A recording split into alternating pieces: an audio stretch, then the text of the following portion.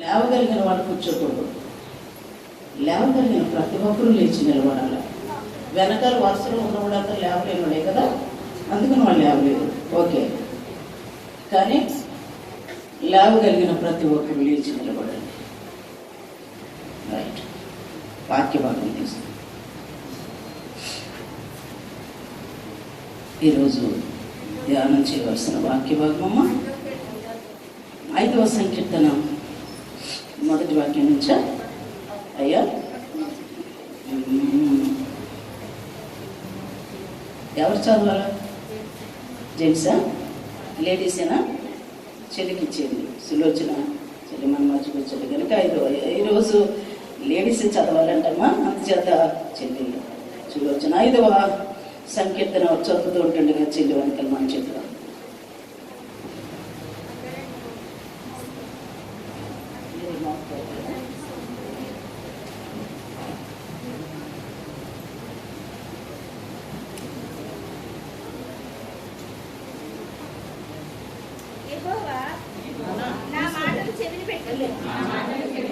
నా ధ్యానం మీద లక్ష్యముంచుము.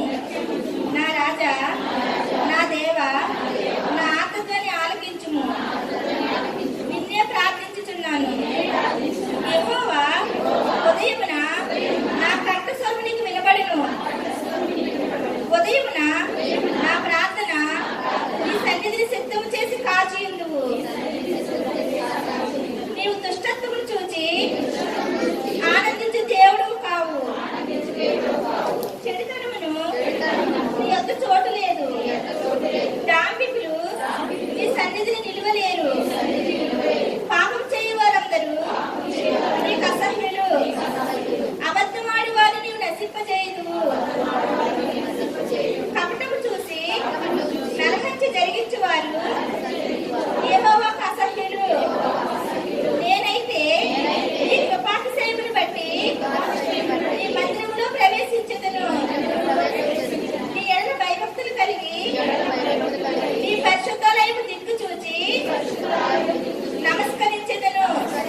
యెహోవా, నా కొరకు పొంచిన వారిని బట్టి నీ నిత్యానుసారముగా నన్ను నడిపింపుము.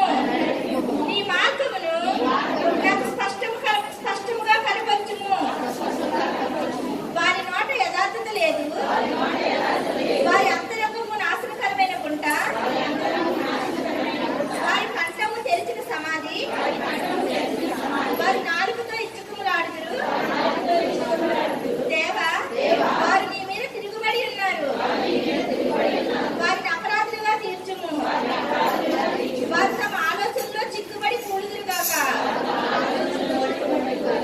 వారు చేసిన అనేక దోషములను బట్టి వారిని వెలివేయము. నిన్ను ఆశ్రయించు వారందరూ సంతోషించుదురు. నీవే వారిని కాపాడుదువు కనుక వారు నిత్యము ఆనందధ్వని చేయుదురు. యెహోవా, నీతిమంతులను ఆశీర్వదించువాడు నీవే. కేడుముతో కప్పినట్లు నీవు వారిని దయతో కప్పెదవు. కావున నీ నామమును ప్రేమించువారు నిన్ను కూర్చి ఉల్లసింతురు. దేవుడు తన పరిశుద్ధ వాక్యాన్ని దీవించినాక ఈ సమయం ఇచ్చిన దైవజనులకు నా వందనాలండి. రైట్, చక్కటి లేఖన భాగాన్ని చదివినిపించిన ప్రియ చెల్లికి ఏకీమించిన మీకు అందరికీ నా హృదయపూర్వక వందనాలండి. దయచేసి వాక్య భాగాన్ని చదువుకుందాం. చదివినటువంటి అద్భుతమైనటువంటి వాక్య భాగం చాలా ఆశీర్వాదకరమైనది. 12వ వాక్యాన్ని మనందరం కలిసి చదువుకున్న యెహోవా నీతిమంతులను ఆశీర్వదించువాడు నీవే. కేడుముతో కప్పినట్లు నీవు వారిని దయతో కప్పెదవు. కావున నీ నామమును ప్రేమించువారు నిన్ను గూర్చి ఉల్లసింతురు. కావున నీ నామమును ప్రేమించువారు నిన్ను గూర్చి ఉల్లసింతురు. దేవుడి మహావకుల మంది మన వినికుల్లో దీవించునుగా. ఆమేన్. చిన్న ప్రార్థన చేసుకుందాం. మహాకృప కలిగిన తండ్రి మీ వందనాలు స్తోత్రాలు. అయా కృపతో మమ్మల్ని కప్పే దేవుడు అని, నీతిమంతులుగా బ్రతికితే ఆశీర్వదిస్తానని, మమ్మల్ని నీ దీవెనతో ఆవరిస్తావని ఎంత అద్భుతమైన వాక్య భాగాన్ని, వేదాన్ని చదివే కృపను అనుగ్రహించారు నాయన. ఈ వేదాన్ని నాయన, ఈ వాక్యాన్ని, ఈ వేద పఠనాన్ని చదివిన అయా ప్రియ చెల్లిని ఏకీవించిన నా బిడ్డలందరినీ మమ్మలను నీ వాక్యపు వెలుగులో సరిచేసి ఆశీర్వదించమని, ముందున్న సమయాన్ని కేవలం మీ నామ మహిమార్థమై మా అందరికి దీవెనకరంగా జరిగించి మహిమ పొందమని ప్రార్థన సద్బోధకుడును అతి త్వరగా రండి యేసయ్య నామములో స్తుతించి ప్రార్థించి అడిగి పొందుకుని ఉన్నాము తండ్రి. Amen, amen, amen. God bless you. అందరూ కూర్చోండి. Thank you.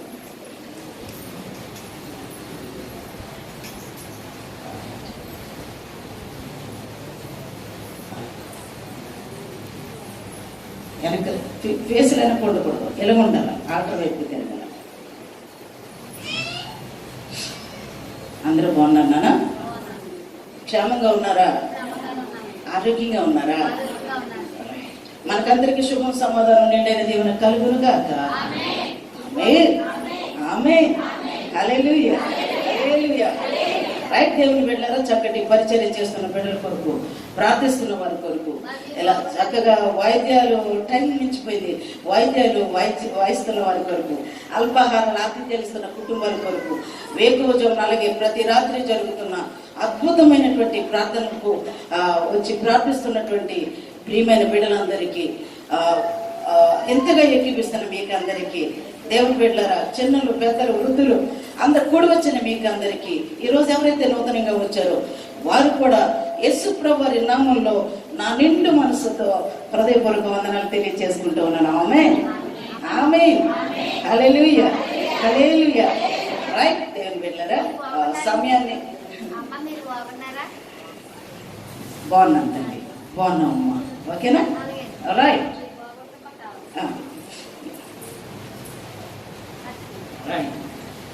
మరి గత వారం మనం టైం డిలే చేసుకోవద్దు, ఓకేనా? గత వారం మీరు విన్న వర్తమానం మన తండ్రి గారి ద్వారా ఆరాధన అద్భుతం, అద్భుతం కదా. ఆరాధన అంటే ఏంటో ఎవరు చేశారు? ఆరాధన దోతలు చేసిన ఆరాధన. ఇంకా ఆరాధన చేసినప్పుడు ఒక అద్భుతం జరిగింది, మీకు తెలుసో తెలియదు, చాలా అద్భుతం జరిగింది. గడప కమ్ముల పునాదులు కదలడం ఒక అద్భుతం. అసలు ఒక వ్యక్తి వినూతనంగా మారిపోయాడు. చప్పట్లు కొట్టండి. ఒక అపవిత్రమైన జీవితం జీవిస్తున్నాను ప్రభు అని ఎప్పుడు తెలుసుకున్నాడంటే, దోతలు ఆరాధిస్తున్నప్పుడు, కెరూబులు, శరాపులు దూత గణం ఆరాధిస్తుంటాడు. గడప కమ్ముల పునాదులు కదిలిపోతూ ఉంటాడు. దేవుని బిడ్డలు ఒక అద్భుతమైన ఆరాధన. ఆ ఆరాధనలో యెషయా అనే మహాభక్తుడు ఒక విప్లవాత్మకంగా మారిపోయాడు. ఏమన్నాడో తెలుసా? తండ్రి నన్ను పంపించు, నీ పని కొరకు నేను వెళ్ళిపోతున్నాను. అంత అద్భుతం జరిగింది. హల్లెలూయా, హల్లెలూయా. నీకే కదా నా ఆరాధన,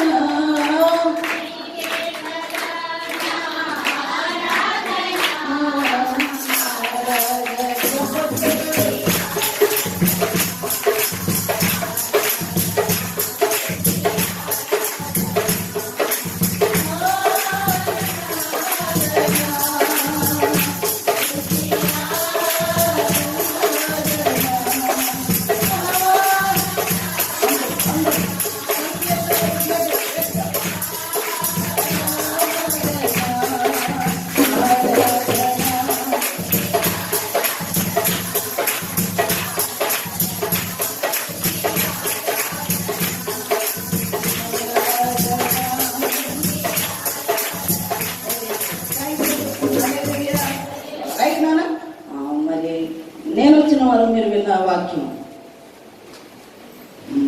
గుర్తు తెచ్చుకోండి. 2 వారాలు అయిపోయింది కదా. చలివేరాకి అవునా? ఎవరు? మనమా? నిజంగా అలా అనకపోయినా మనం అలాగే ఉన్నాం. రైట్. చెప్పండి మరి. చలివేరాకి స్తంభాలు అన్నారు కదా, నాకు చెప్పండి. యేసు ప్రభు వారి పాదాలు చలువరాతి స్టాండర్డ్ బలం బరువును మోస్తాడు ఆయన. మన పాప భారాన్ని భరించిన మహాతండ్రి యొక్క పాదాలు ఎలా ఉన్నాయంటే చలువరాతి స్తంభాలు.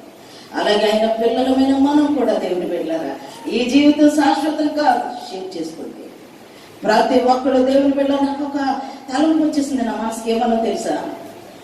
చాలా ఫస్ట్ తారీఖు నుంచి దేవుని మహాదయలో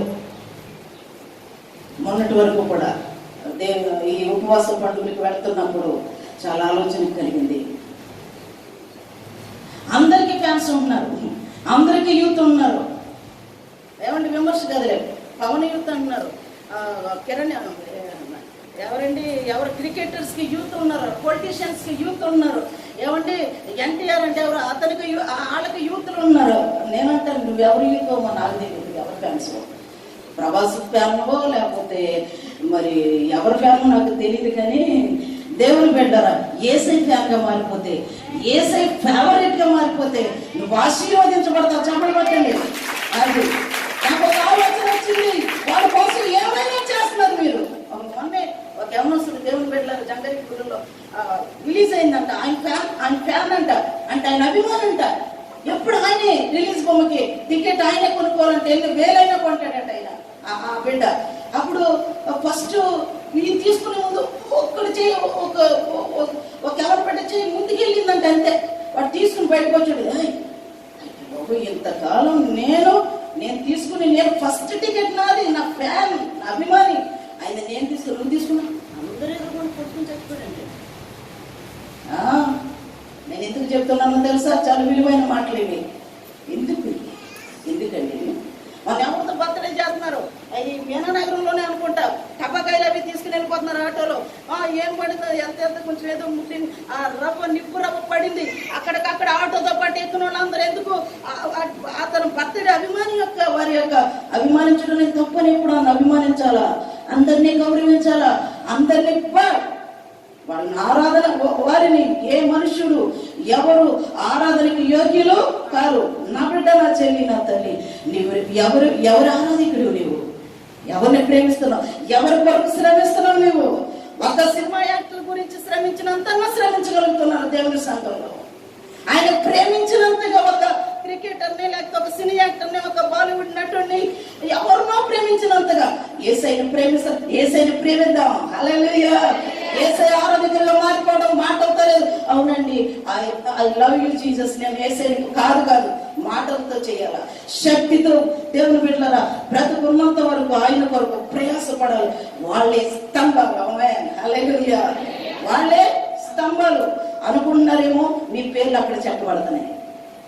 ఎవరైతే ఈ సంఘం బరువు మోస్తున్నారో, పరిచర్య చేస్తున్నారో, ప్రార్థిస్తున్నారో, చెయ్యి కలుపుతున్నారు, శక్తికి మించి ప్రాణం ఇచ్చిన దేవుని కొరకు దేవుని బిడ్డలారా భారం మోస్తున్నారు. భారం మొయ్యాలి.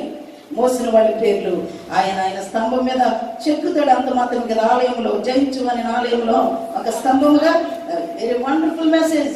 చాలా నేను అనుకున్నాను, ఇంకా ప్రభు నీ భారాన్ని మోసే శక్తి నాకు, మీరు అనుకున్నారు లేదు, తీర్మానం చేసుకున్నారు ప్రభు.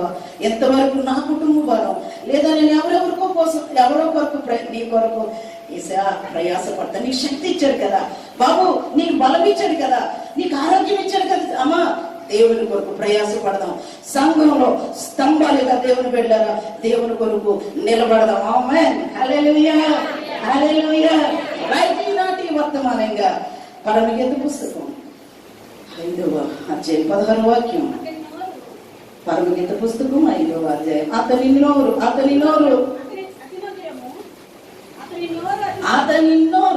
అతి మధురము, అతడు అతి కాంక్షణీయుడు.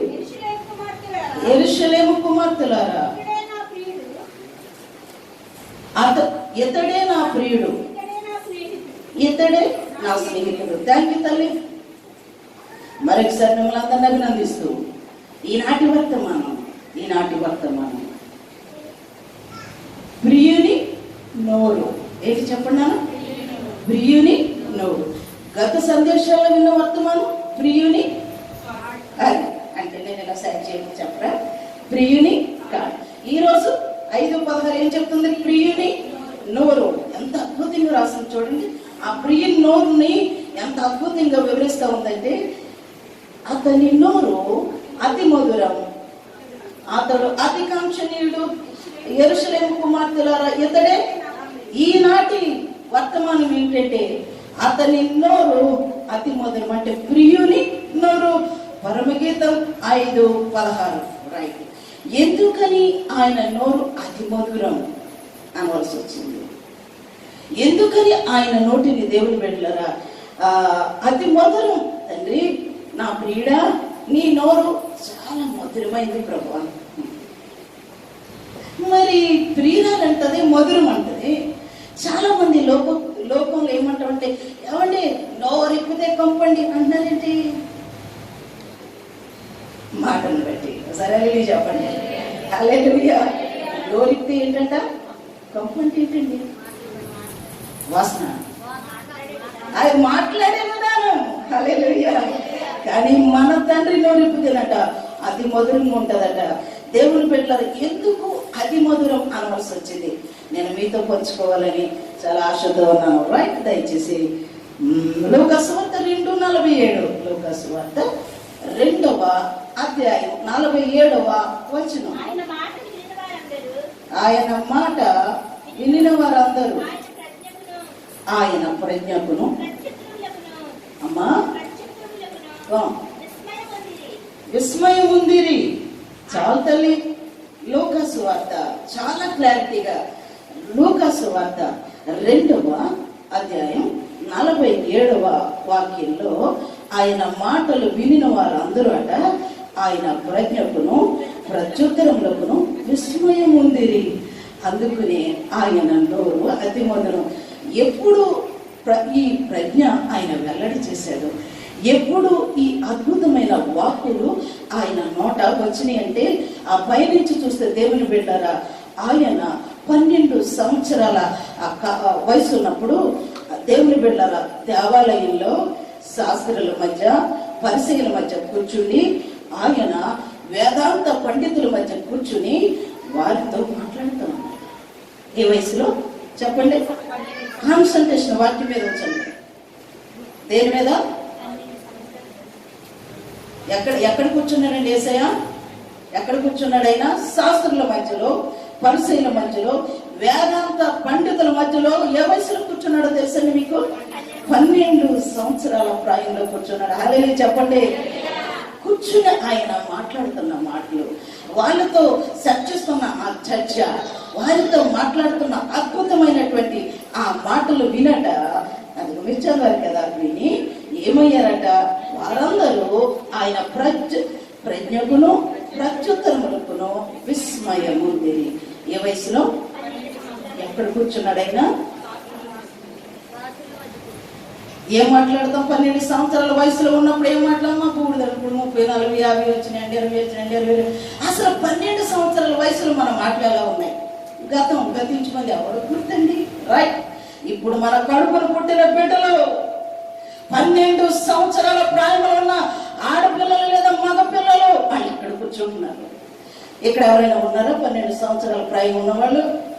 దేవుని బిడ్డ 12 సంవత్సరాల ప్రాయంలోనంట మీలాంటి అద్భుతమైన ఆ 12 సంవత్సరాల వయసులో ఆయన కూర్చున్న చోటు ఏదో తెలుసా? దేవాలయంలో. ఒకసారి చెప్పండి.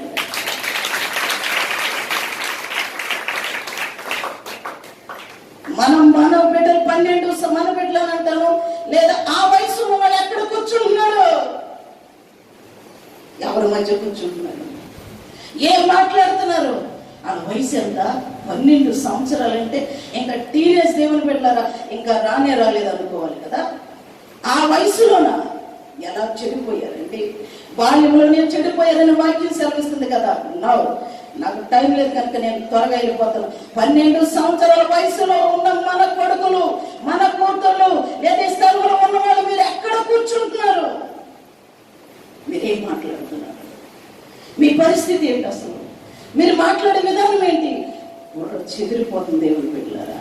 వాళ్ళు మాట్లాడే విధానం చూస్తే, వాళ్ళు చేసే పనులు చూస్తే తల్లిదండ్రుల యొక్క మనసులో చెదిరిపోతున్న కారణం చెడిపోయారు. దుష్టుల ఆలోచన చొప్పున నడవక, పాపుల మార్గం నిలువక, అపహాసకులు అని చెప్పాల. మొదటి సంకేతంలో చోట కూర్చున్నారు 12 సంవత్సరాల ప్రాయం ఉన్న పిల్లలు. వీరు కూడా ఈవెన్ 6, 7 ఆ వయసులో ఉన్న వాళ్ళు కూడా ఇప్పుడు చాలా భయంకరంగా తయారైపోతున్నారు. కాబట్టి ఇక్కడ వయసును బట్టి నేను చెప్తా ఉన్నాను, నా యేసయ్య అలా కూర్చోలేదు. 12 సంవత్సరాల ప్రాయంలో ఆయన కూర్చున్నది దేవాలయంలో, ఆయన మాట్లాడుతున్నది దేవుని మాటలో. ఆమేన్, హల్లెలూయా. ఆయన మాట్లాడుతూ ఉన్నప్పుడు ఆ ప్రజ్ఞకును ఆ ప్రత్యుత్తరములకును అక్కడ ఉన్న వాళ్ళందరూ ఏం చేశారు?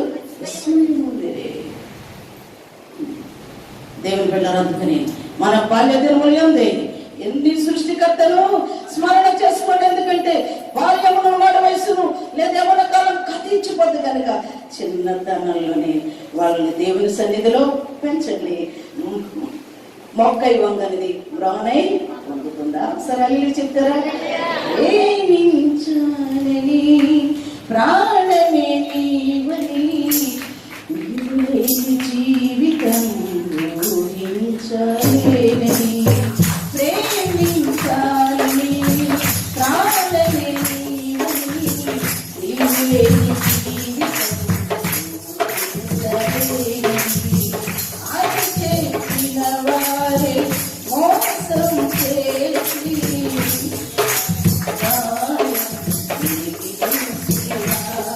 నేను విడువని తప్పదు. ప్రేమతో ప్రేమించిన నేను విడువని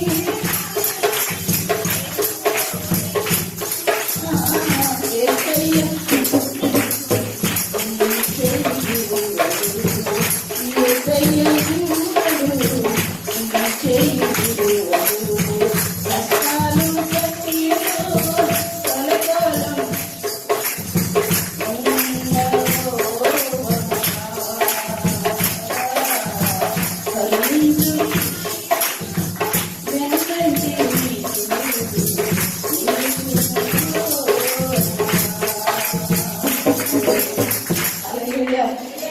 చెప్పాలి హల్లెలూయా. అందుకునే ప్రజ్ఞ గల వాక్కులు, ఆయన ప్రత్యుత్తరాలు, ఆయన కూర్చున్న విధానం, ఆయన ఉన్న స్థానం దేవుని బిడ్డలారా అద్భుతమైన స్థానం. ఆయన మాట్లాడే మాటలు చాలా అద్భుతమైన మాటలు కనుక ఆ ప్రియుని నోరు ఎలా పోలుస్తూ ఉందంటే దేవుని బిడ్డలారా ఆయన నోటిని అతి మధురం. రైట్, ఇంకొక మాట చదువుకుందాం. ఈరోజు అద్భుతమైన సందేశాన్ని మనం వింటూ ఉన్నాం. మత్తయి సువార్త 4వ అధ్యాయం 1వ వాక్యం. మత్తయి సువార్త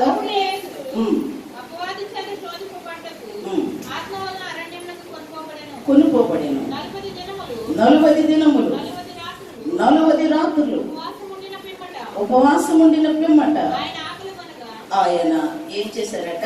ఆకలి కొనగా ఆ శోధకుడు ఆయన యొద్దకు వచ్చి, రైట్, చాలా తల్లి. అప్పటి నుండి యేసు పరలోక రాజ్యం గూర్చి ప్రకటింప మొదలు పెట్టాను. రైట్, అదే 5వ అధ్యాయం 1వ వాక్యం నుంచి 11వ వాక్యం వరకు దీన్ని నీతి శాస్త్రం అంటారు. అప్పుడు ఆయన మత్తయి సువార్త 5వ అధ్యాయం 1వ వాక్యంలో అప్పుడు ఆయన నోరు తెరచి ఎలాగున వదిలిపోసాగాను. నోరు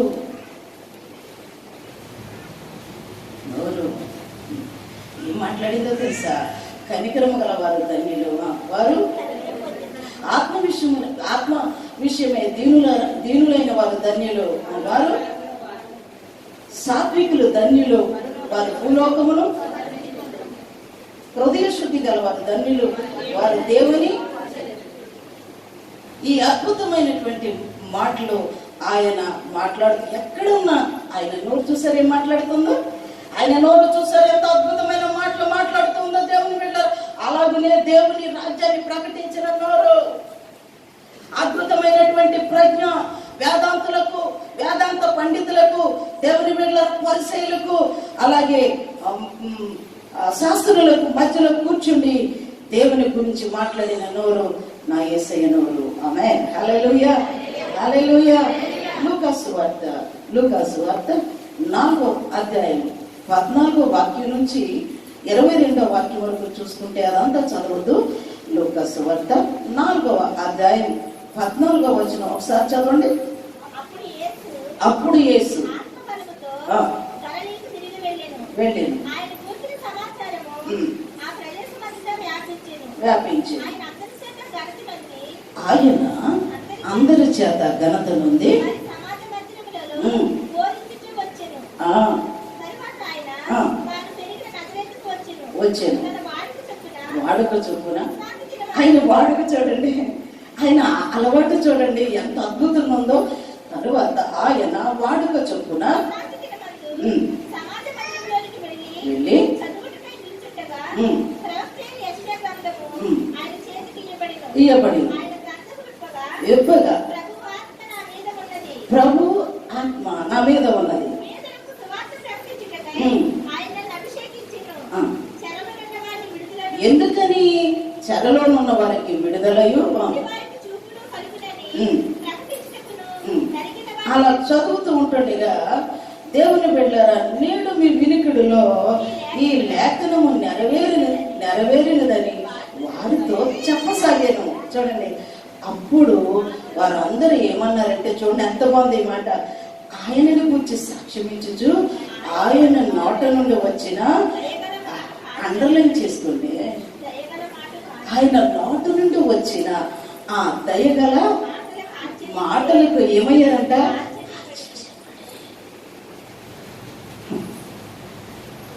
ఏ మాటలు, దయగల మాట కత్తిపోటు వంటి మాటలు కలిపి పలికేవాళ్ళు కలరు.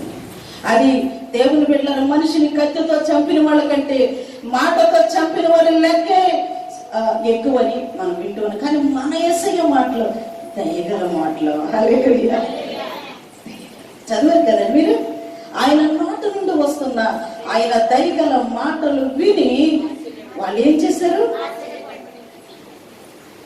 మన మాటలు, ఆయన పిల్లలు అయిన మన మాటలు, ఆయన రక్తంలో కడగబడిన ఆయన పిల్లలుగా ఉన్న బ్రతుకుతున్న మన మాటలు ఉంటాయి. కానీ నా యేసయ్య మాటలు ఏంటో తెలుసా, దయగల మాటలు. హల్లెలూయా. ఆయన ఒక వాక్కును పంపితే ఆయన దేవుని బిడ్డరా ఆయన మాట ద్వారా రోగులను, ఆయన మాట చనిపోయిన వారిని సైతం ఏం చేసింది, రమ్మని పిలిస్తే లాజరు లేచడం లేదండి.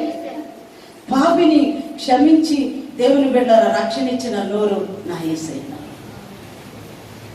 ఇంకో మాట చెప్పాలని నేను ఆశపడతాను. అందరూ రాళ్ళతో కొడుతూ వచ్చేసారు, యేసయ్య అక్కడ ఉన్నారు. అందరూ అన్నారు, ఇది ఈమె పాపం చేసింది, పాపాత్మురాలు, మోషే ధర్మశాస్త్రం ప్రకారం రాళ్ళతో కొట్టి చంపాలి. మరి ఆమెనా, ఆమెతో పాపం చేసిన వాడు ఎక్కడ, ఆయన ఎక్కడ, ఎనీహౌ. కానీ నా ప్రభు అన్నాడు, ఎంత మంచి దేవుడు కదా, ఎంత మంచి ఉద్దేశంలో చూస్తాడో చూసారా. వాళ్ళ వైపు మీలో పాపం లేని వాళ్ళు ఎవరు, మీరు రాళ్ళు కొట్టుకుని వచ్చారు కదా, కొట్టండి అన్నారు. ఎంత చూడండి, ఆయన మాటలు చూడండి అని ఏమో రాస్తున్నాడు ఆయన. వాళ్ళందరూ కూడా వెంటనే వాళ్ళ చేతుల్లో ఉన్న చూడండి అన్న రాయి విడిచిపెట్టి, అప్పుడు వేసే అన్న మాట ఏంటో తెలుసా, అమ్మా ఈ లోకం ఈ సమాజం అన్నట్టు వ్యభిచారం అన్నాడు అనుకున్నారా, వేష అన్నారు అనుకున్నారా, మీరు దీన్ని ఖచ్చితంగా ఏమైనా కొట్టి చంపాలన్నారు అనుకున్నారా. అమ్మా ఎవరు నేనేం చేయలేదమ్మా, నాకేం చేయలేదు. కానీ ఆమె మీద రాయి వేసే అధికారం నీతిమంతుడైన యేసయ్యకే ఉంది. కానీ రాయి వేయటం కాదు కదా, మాటతో కూడా బాధపెట్టలేదమ్మా. నేను ఎవరు ఏమనలేదా, ఏమనలేదు నాయనా, నేను అప్పుడని నేనున్నదండి, ఇంకెప్పుడు పాపం చేయదమ్మా, నీకు మరింత కీడు కలగకుండా ఉన్నట్లు కలగకూడదమ్మా, నీకు మంచిగా బ్రతికే పాపం చేయదమ్మా. హల్లెలూయా. లూకాసు 7వ అధ్యాయంలో కూడా ఒక స్త్రీ కనబడుతుంది, పాపాత్మురాలని ఒక బ్లంటెడ్ గా ముద్రేశారు. ఆ పాపాత్మురాలైన స్త్రీ వచ్చి పాదాలు కడుగుతున్నప్పుడు కూడా లేవీయుడు సీమోను ఏంటి పాపాత్మురాలు, అది పవిత్రంగా ఉంటాడు, కాళ్ళు కొట్టుకుంటుంటే అది కన్నీళ్లతో ఆమె కడుగుతుంటే ఏంటి అలా చూస్తున్నాడు సీమోను. ఆమె విస్తారంగా నన్ను ప్రేమించిందయ్యా, నీకంటే ఎక్కువ ప్రేమించింది. ఆమె పాపాన్ని నేను ప్రక్షాళన చేస్తున్నాను, నేను ఆమెను ప్రేమిస్తున్నాను, నీకేమైందయ్యా అని అమ్మ. సమరయ స్త్రీని కూడా ఏమన్నాడో తెలుసా మీకు యోహాను సువార్తలో, 4వ అధ్యాయంలో అమ్మా అమ్మా నీకు వీటిని తీసుకొస్తావా?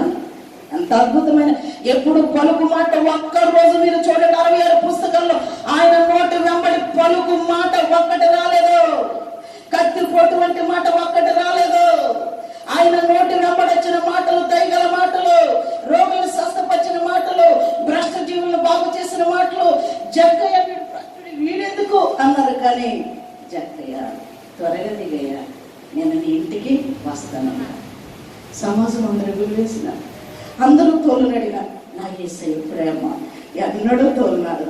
అందుకని ఆయన ప్రేమ చాలా గొప్పది. హల్లెలూయా.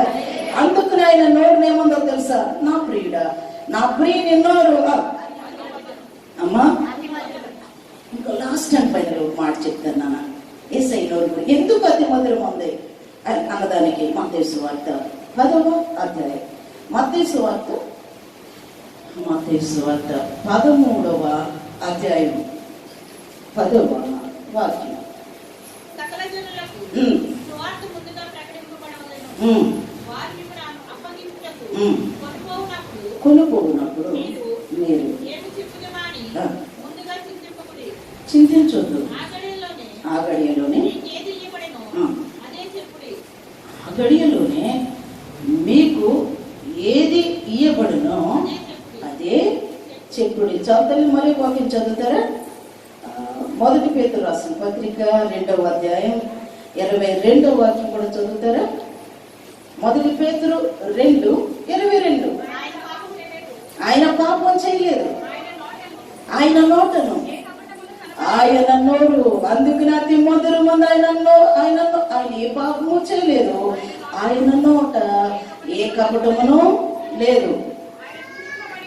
ఆయన హింసించబడి దూషించబడి బదులు దూషింపలేదు. ఆయన శ్రమ పెట్టబడి అమ్మా ఎదిరింపక న్యాయముగా తీర్పు తీర్చు దేవునికి తన్ను తాను. అద్భుతం అద్భుతం అద్భుతం. 1 పేతురు రాసిన పత్రిక 2వ అధ్యాయంలో ఆయన ఏ పాపము చేయలేదు, ఆయన శ్రమలు అనుభవిస్తూ ఉన్నాడు, దూషించబడ్డాడు, అవమానాలు పాలైపోయాడు, వస్త్రహీనుడిగా చేయబడ్డాడు, నిందించారు, శిరస్సు మొదలుకుని చిరు పాదం వరకు అది ఆయన వీపు నాకట్లు చాలా వెళ్తున్నారు. ఆయన అందమైన మోము పైన ధవళవర్ణుడు, రత్నవర్ణుడు, ఆయన మోముపై ఉమ్ములు వేయబడ్డాయి. ఆయన గట్రపు వెంట్రుకలు పెరికేశారు. ఆయన దేవుని బిడ్డలారా ఆయన చెంప మీద కొట్టారు. ఎవరు కొట్టారో ప్రవచించమని వాళ్ళ పలుకుతూ ఉన్నారు. ఆయన ఆ కపటము లేని అని దేవుడు, ఏ పాపము చేయని దేవుడు, బదులు దూషించలేదు, బదులు మాట్లాడలేదు. న్యాయము తీర్చగలిగిన దేవుని వైపు దేవునికి ఏం చేశాడట? ఎందుకు తెలుసా?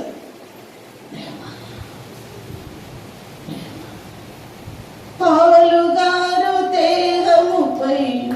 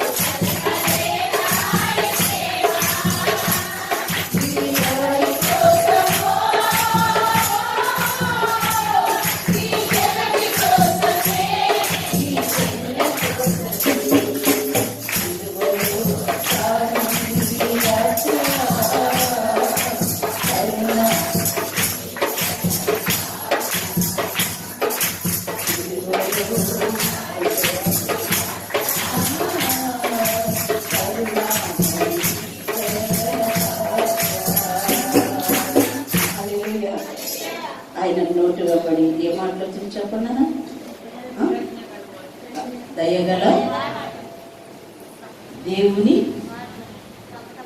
మనిషి గాయాన్ని కట్టే, మనిషి బ్రతుకుని బాగు చేసే, ఈవెన్ మనందరి కోసం ఆ పాపభారాన్ని సిలువలో మోసేటప్పుడు ఆయన దూషించిన బదులు నోరు తెరవలేదు. ఎందుకంటే ఆయన మనల్ని ప్రేమించాడు, ఆయనలా బ్రతకాలని ఆయన ఎంతగానో ఆశించాడు. అందుకనే తన ప్రియురాలైన సంఘం ఏమంటుందో తెలుసా? నా ప్రియుని నోరు. అందుకని ఆయన నోట ఏ కపటం లేదు, ఏ పాపం లేదు. ఆయన మాటలకు అందరూ ఆశ్చర్యపోతారు. ఎందుకంటే ఆయన మాట్లాడే ప్రతి మాట దేవుని, ఆయన మాట్లాడే ప్రతి మాట ప్రజ్ఞతో కూడిన దేవుని రాజ్యం కొరకైనా మాట, నశించిపోతున్న ఆత్మల కొరకైనా భారం కలిగిన అలా ఉండాలని నా యేసయ్య ఆశిస్తూ ఉన్నాడు. అలా ఉంటేనే మనం కూడా, మన నోరు కూడా దేవుని బిడ్డలారా దేవుని నోరుగా అతి మధురమని భావించడానికి ఒక సందర్భం కలుగుతుంది. ఒక